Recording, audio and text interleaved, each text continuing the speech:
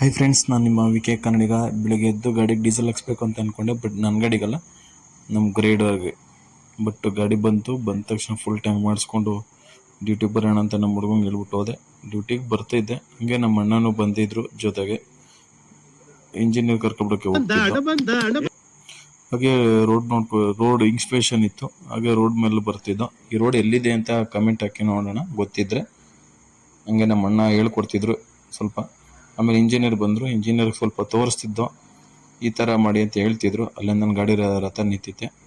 But ಮುಂದೆ ಬಂದಾಗ ಸ್ವಲ್ಪ ರೋಡ್ ನೋಡಿ ಹೆಂಗಾಗಿದೆ, ಫುಲ್ಲು ಹಳ್ಳ ಬಿದ್ದಾಗಿದೆ. ಅದನ್ನು ಮೆಜರ್ಮೆಂಟ್ ತೊಗೋತಿದ್ದೋ. ಹಂಗೆ ಬಟ್ ಮುಂದಕ್ಕೆ ಬರಬೇಕಾದ್ರೆ ಒಂದು ಗಾಡಿ ಹೋಗ್ತಿತ್ತು. ಇಂಡಿಕೇಟ್ರು ರೈಟ್ ಇಂಡಿಕೇಟರ್ ಹಾಕಿದ್ದಾರೆ, ಲೆಫ್ಟಲ್ಲಿ ಹೋಗ್ತಿದ್ದಾರೆ.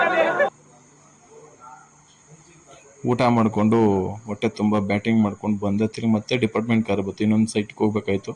ಅದೇ ಡಿಪಾರ್ಟ್ಮೆಂಟಲ್ ಕಾರಲ್ಲಿ ಬಂದು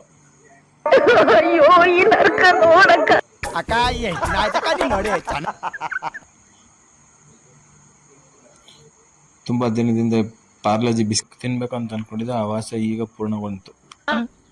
ಇದೇನು ಗೊತ್ತೇನೋ, ತೋಳಲ್ವ ಕಣೋ, ತೊಲೆ ತೊಲೆ. ಹಂಗೆ ನಮ್ಮ ಆಫೀಸರ್ ಡ್ಯೂಟಿ ಮಾಡಿ ಸಿನ್ಸಿಯರ್ ಆಗಿ ಮಾಡ್ತಿದ್ರು. ನಮ್ಮ ಮೇಡಮ್ ಎರಡು ಕೈಲೂ ಒಂದು ಕಂಪ್ಯೂಟರ್, ಒಂದು ಮೊಬೈಲ್, ಎರಡು ಇವತ್ತಿನ ಕತೆ ಇಷ್ಟೇ ಫ್ರೆಂಡ್ಸ್. ನಾಳೆ ಮತ್ತೆ ನಿಮ್ಮ ಜೊತೆಗೆ ಮತ್ತೆ ಮುಂದಿನ ಕತೆಗೆ ಬರ್ತೀನಿ.